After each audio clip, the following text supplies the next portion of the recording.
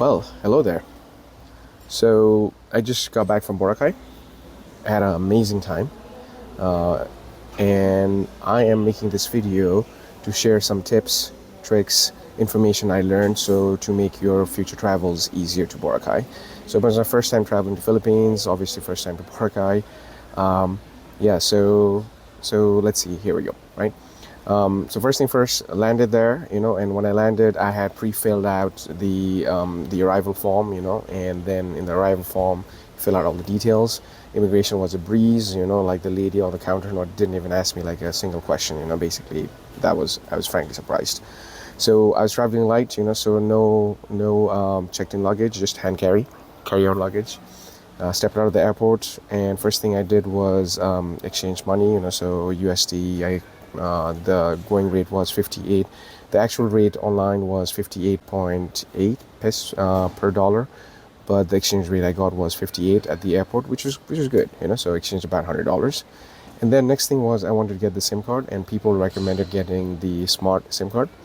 However, the what I found was when I got to the smart SIM card counter just outside the arrival, they were there, but they wanted to sell you more expensive product because you can buy like eSIM card with I think like 12 gig of data or 15 gig of data for 500 pesos, which is like $10. But the product they were offering in the airport was about 20 or $25, the cheapest one, with 25 gigs of data. And I asked them if they can help me set up the eSIM, and they didn't want to do that. I guess they just want to make more money, So I didn't get the SIM card. Then I had to transfer to Terminal 2, where my AirAsia flight was departing. And the thing with Manila Airport is there's like three different airports, and it's just weird because maybe because it's an older airport, and they kept adding on, so then there are like different terminals. There is a free van service that takes you from one terminal to another. Use that, okay? There might be a line, but wait. And I wish they were not using a van. I wish they were using like a bigger bus. I don't know why they use this small, tiny van, okay? I mean, it's not that tiny also. I mean, I guess it fits like maybe 25, 30 people, but, and the wait time wasn't too bad, okay? So, and my flight landed at like, we're talking at like 9 in the morning, okay? So anyways, then I transferred to the second terminal, and over there, AirAsia terminal, and I was hoping that there would be like the smart SIM card service there, but it was the counter was there, but there was like nobody. I literally waited like an hour before I gave up. And nobody showed up. So again, if you're looking to buy SIM card in Terminal 2, I had like poor luck. So it was not there, no help there. So anyways, then I decided to go with Arillo, which I've used in the past, and basically signed up for like signed up with the SIM card, that $10, $12, which gives you, I guess, 5 gigs of data. Use that. In the airport, what I immediately what I found was, the speed was very slow, and I thought it was because it was crowded in the airport, but generally my overall experience with Arillo was poor. Even like back in Boracay, it was, if you're in like the main areas like of beach station 2, I guess it's good, but some places in the beach I had like zero network. When I was in Puka Beach, there was zero network. So yeah, and I think like they use the network of like Smart, but and I don't know how the experience, people with smart SIM card, how they experience, but again, Arillo was not that good. Okay, I've never had issues with Arillo when I traveled in before, in China and in Malaysia. It was good, but over here not so much. Okay, so yeah, do your research, I guess. I don't know. It's weird, because like the smart. And then the people also talked about like getting SIM card from 7-Eleven. Maybe you can look into that. I didn't, so my experience was that. Okay, so at Terminal 2 of Manila Airport, it was super crowded airport. Like, I mean, it's not too many seating areas, so it was an older airport, and they were blasting the AC. So it's gonna be cold over there. So make sure you have something warm to wear, because it is gonna they really like turn that thing up. Okay. Okay. So then my flight to Boracay Catalan Airport was delayed by an hour or so, and I think we were supposed to leave at 12, but I think eventually we flew around like 1:30 or so. And yeah, it was pretty standard like AirAsia flight, and so then we landed at, well, I landed at Catalan Airport, okay, and I was traveling solo. So landed at Catalan Airport, and then from there, once I landed, collected my check-in bag, and then stepped out. And as soon as you step out, you'll find like a lot of counters, a lot of like people trying to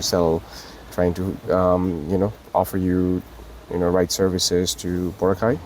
So again, the airport where the Catalan airport is a different island, it's separated from Boracay, and you have to take like a ferry ride, which is like 15 minutes ride from Catalan airport island to the Boracay island, right? Okay, so getting from airport to the Catalan port, from where you take the ferry to Boracay, how to do that, okay? So from the airport to the Catalan port, you have to take this tricycle, okay?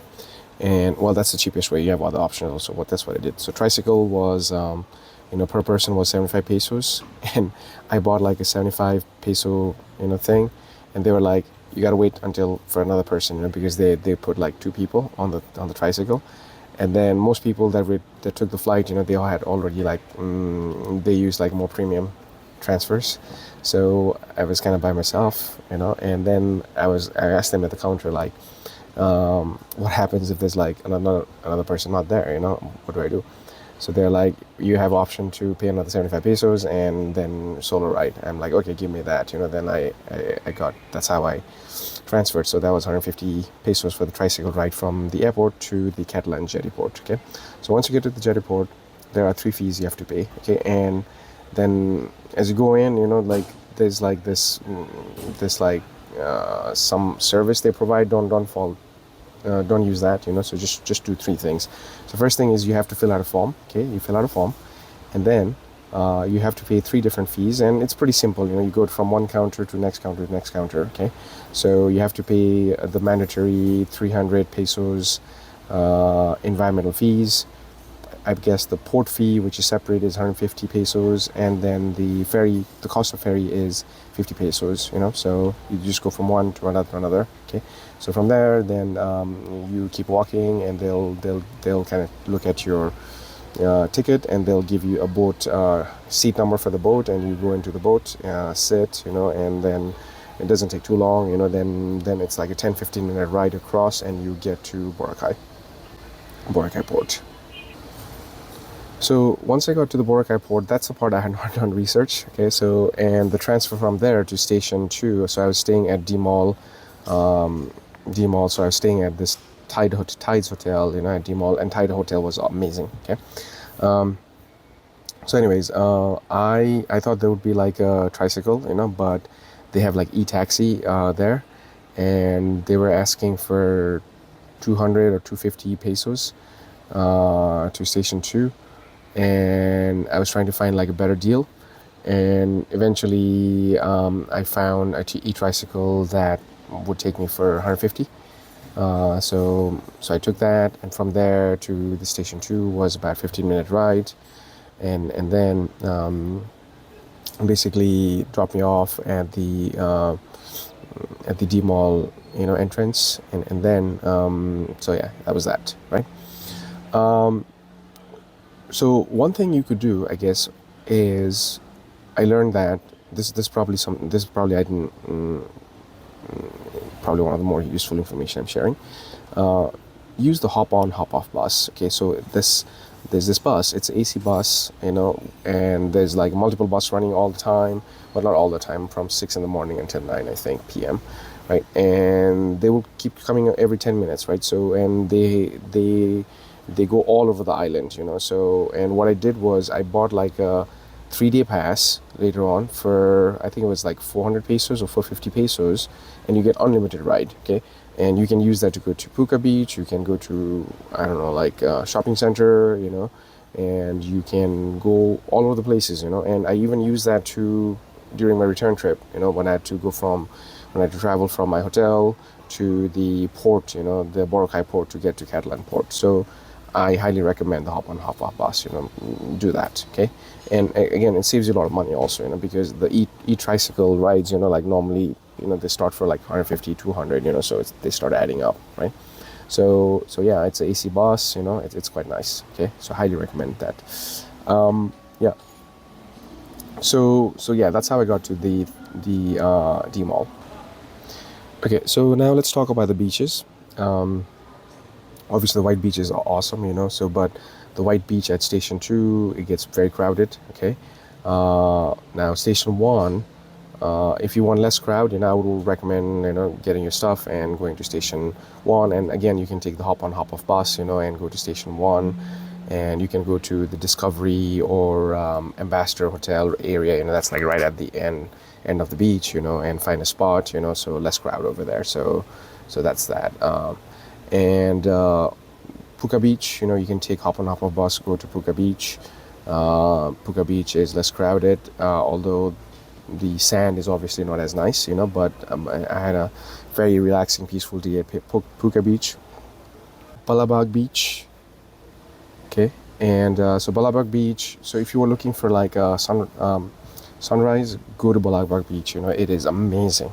So I got there like at like 5:30. I think the time for sunrise was at 5:45. One of the best sunrises I've seen. And obviously for sunset, you got to go to the White Beach, right? And like every day, I was there to see the sunset, and every day was different. Just beautiful. First day was different. The other day was raining. There was rainbows. It was just amazing. So yeah, those are the 3 beaches that I went to. Food. So I was staying at Station 2. It was a lot of the food were like not that I mean, they were expensive, but like but if you're looking for even more value and like more authentic taste, I think I found this restaurant called Alexis. And Alexis has like very traditional food, very, very good.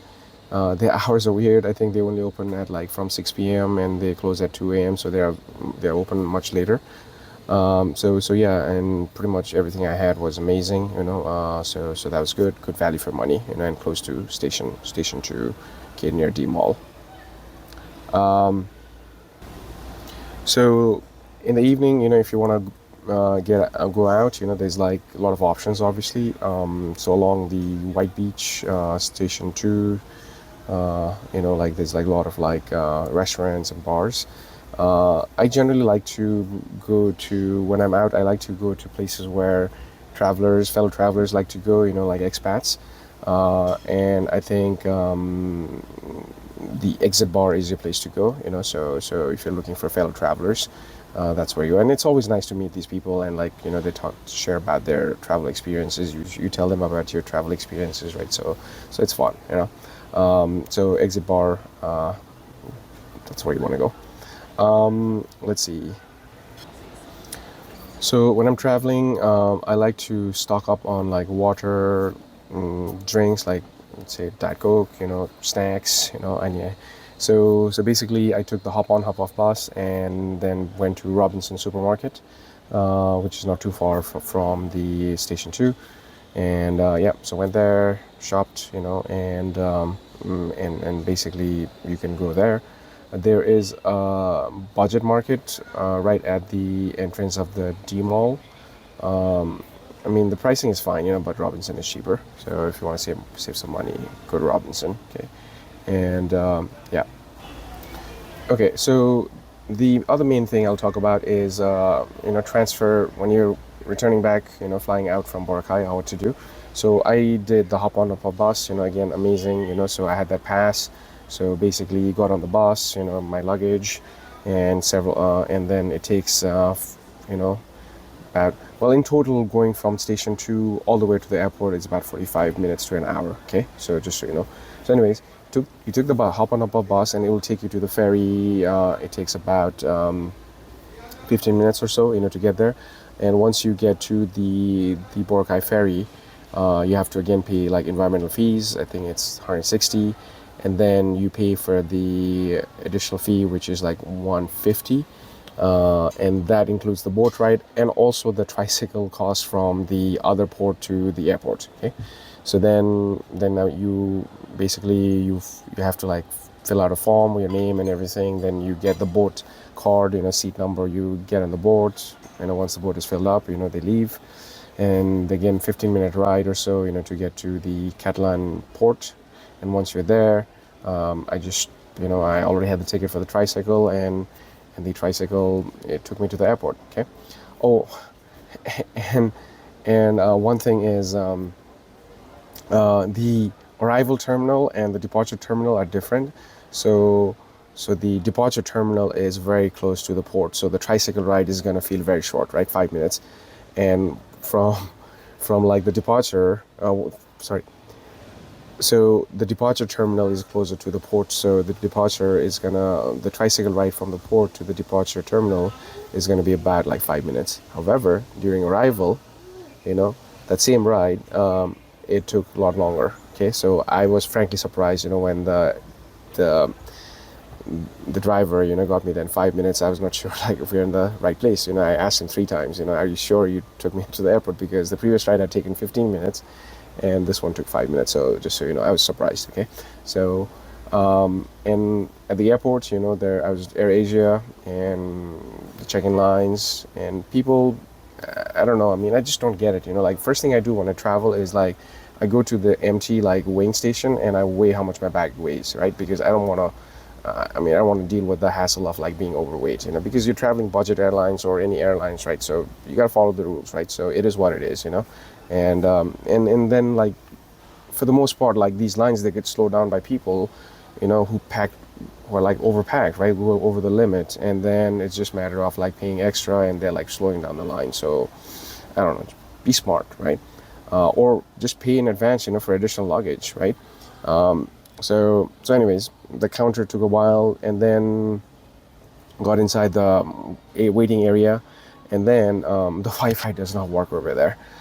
So don't even try bothering to like log into the Wi-Fi, and like I said, like the aerial did not work, right? So the reception was like bad. Okay, so I would say like like 60% of the places, I don't know, like 50% of the places in Boracay, I had like terrible reception with Arilo. Okay, and I don't know what the deal is. I don't know, maybe it's just my personal experience, but that it is what it is, right?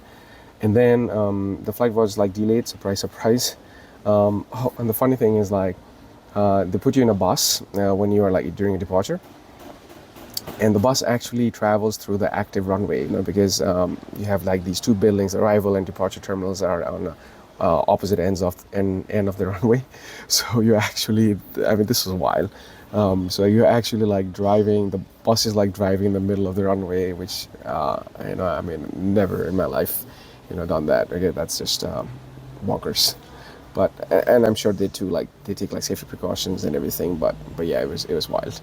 So anyways, then that bus will take you directly to the plane, you board and you leave. Okay, so yeah, I just wanted to kind of focus more on the things, the important things, right? So obviously I can talk a lot about other things, but just trying to keep it short. And again, despite of that, it's already a long video. So yeah, I hope you have a wonderful time. Oh, and just to add, Boracay is a paradise. I had an amazing time. I did kite surfing for the first time in my life. It was amazing. The beaches were nice, and the hospitality of the local people were just amazing, fantastic. The people at the Tides Hotel, man, they were so good, amazing people. Language-wise, Philippines, like most people, they speak English, so never really an issue. Amazing country, and I'll be back. I need to now go to Palawan and other amazing places. So thank you, everybody for making my stay amazing. Filipino people, you guys, man, amazing hospitality. So thank you. Oh, and I also ran into this influencer I forgot to mention. So I was sitting on the beach, and next to me there was this young lady, and And there's this one popular thing that happens in Boracay is you do this for the sunset. You do these boat tours, and anyways, like I was curious about that, and she seemed like she was local. I just asked her how much the cost was, and we started chatting. She was super nice, and answered all my questions very patiently. And like people were just coming up to her and like talking to her, taking selfies, and eventually I was like, hold on, are you famous? And she's like, not really. I'm like, I'm like, I bet you have a lot of followers on Instagram and TikTok. And she's like, yeah, I got about like a few million. I'm like, okay. So it turns out she has like 4.3 million, people on TikTok.